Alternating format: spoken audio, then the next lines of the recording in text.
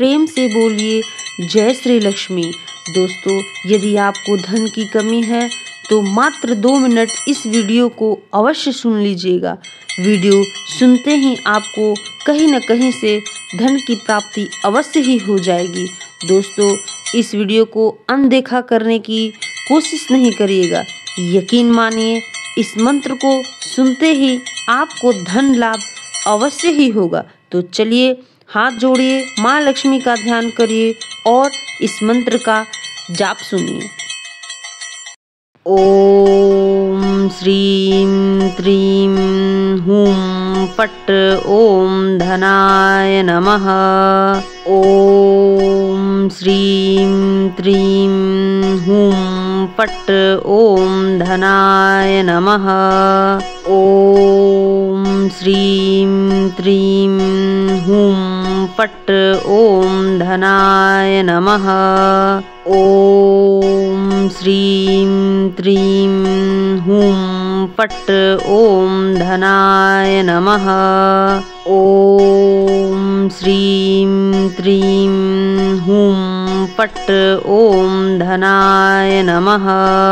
ओम श्रीं त्रीं हूं फट् ओम धनाय नमः। ओम श्रीं त्रीं हूं फट् ओम धनाय नमः। ओम श्रीं त्रीं हूं फट् ओम धनाय नमः। ओम श्रीं त्रीं हूं फट् ओम धनाय नमः। ओम श्रीं त्रीं हूं फट् ओम धनाय नमः। ओम श्रीं त्रीं हूं फट् ओम धनाय नमः। ओम श्रीं त्रीं हूं फट् ओम धनाय नमः।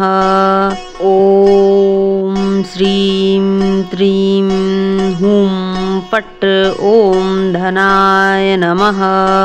ओम श्रीं त्रीं हूं फट् ओम धनाय नमः।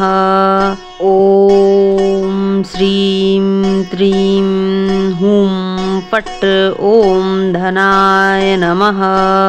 ओम श्रीं त्रीं हूं फट् ओम धनाय नमः। ओम श्रीं त्रीं हूं फट् ओम धनाय नमः। ओम श्रीं त्रीं हूं फट् ओम धनाय नमः।